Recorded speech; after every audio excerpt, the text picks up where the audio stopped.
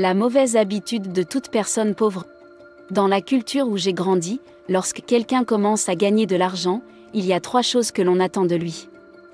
Premièrement, se marier et avoir des enfants. Deuxièmement, acheter une voiture. Et troisièmement, on doit posséder sa propre maison. L'idée sous-jacente à ce commandement non écrit est que si vous vous retrouvez sans argent à l'avenir, c'est-à-dire après la retraite, vous avez déjà fait des choses importantes dans votre vie pour vous protéger contre l'extrême pauvreté. Une autre tactique courante consiste à essayer de faire le maximum. Essayez autant que possible de travailler pour le gouvernement, en particulier le gouvernement fédéral, car si vous travaillez pour des entreprises privées, vous pouvez être licencié à tout moment par le gouvernement. Jusqu'à récemment, la raison politique ne permettait pas aux politiciens de licencier les employés du gouvernement aussi librement que les entreprises privées. Une autre tactique courante dans ma culture consiste à dire qu'il faut s'assurer que ses enfants étudient la médecine ou le droit, car s'ils suivent d'autres cours à l'université, ils risquent de ne pas obtenir de bons emplois. Mais pour la médecine ou le droit, il y a toujours des emplois, vous comprenez probablement où je veux en venir, vous voyez que la plupart des stratégies financières que la société nous a enseignées sont des stratégies défensives. C'est une mauvaise habitude financière, et si vous acceptez de renoncer à une telle habitude, vous serez pauvre, c'est pourquoi l'offensive gagne la partie.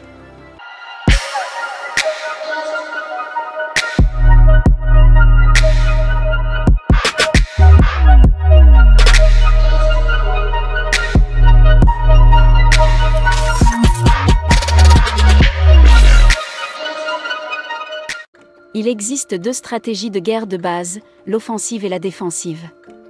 Défensive signifie que je ne veux pas que l'ennemi m'envahisse, tandis qu'offensive signifie que je veux envahir l'ennemi. Si je continue à utiliser des stratégies défensives, bien que je puisse protéger mon territoire contre l'ennemi pendant un certain temps, l'ennemi apprendra bientôt à pénétrer avec succès dans ma forteresse. Il en va de même pour nos finances, nous avons le choix entre essayer de ne pas être pauvre et lutter pour devenir riche. La plupart des gens essaient de ne pas être pauvres, et c'est une attitude défensive. Pourquoi la plupart des gens évitent-ils l'offensive? Eh bien, l'offensive signifie sortir. Offensive signifie courir après ses rêves. Offensive signifie risquer son confort, et cela peut être risqué.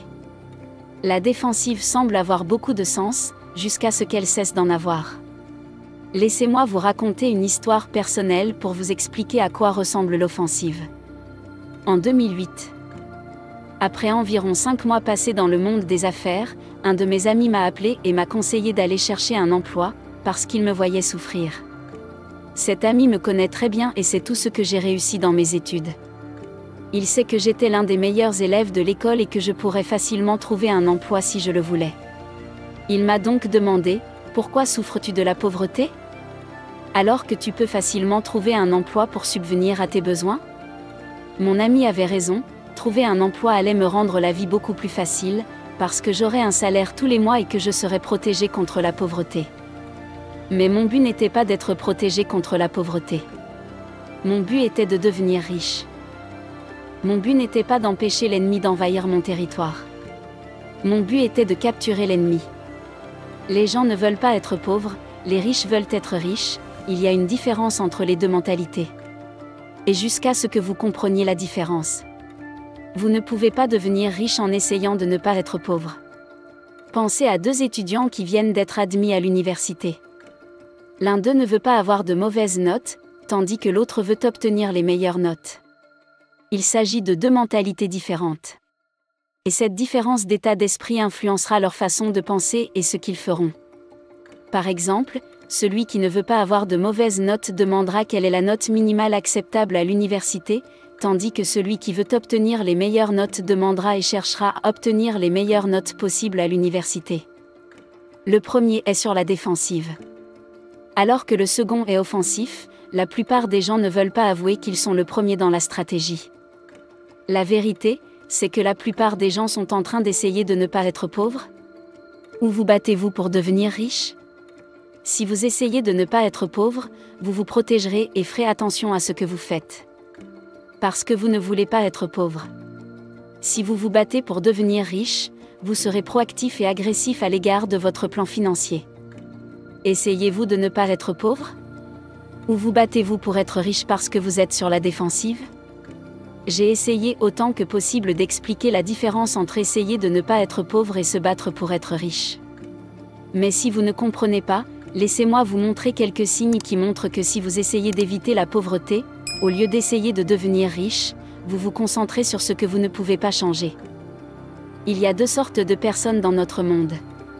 Celles qui se concentrent sur ce qu'elles n'ont pas le pouvoir de changer et celles qui se concentrent sur ce qu'elles peuvent changer. La plupart des gens que je connais et que je rencontre se concentrent sur ce qu'ils ne peuvent pas changer.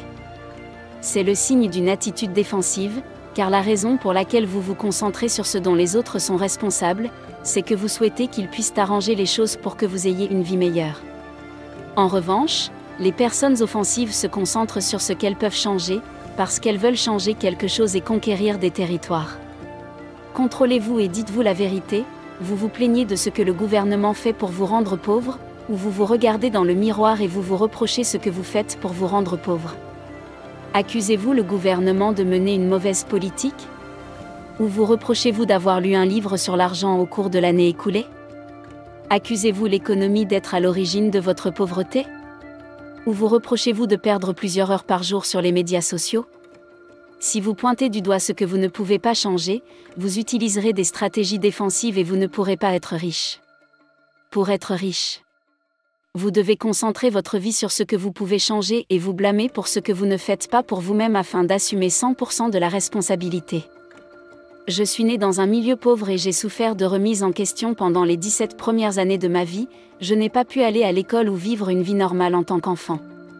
Et pour ajouter à cela, je suis né dans un pays où 1% de la population utilise le pouvoir politique pour voler tout l'argent.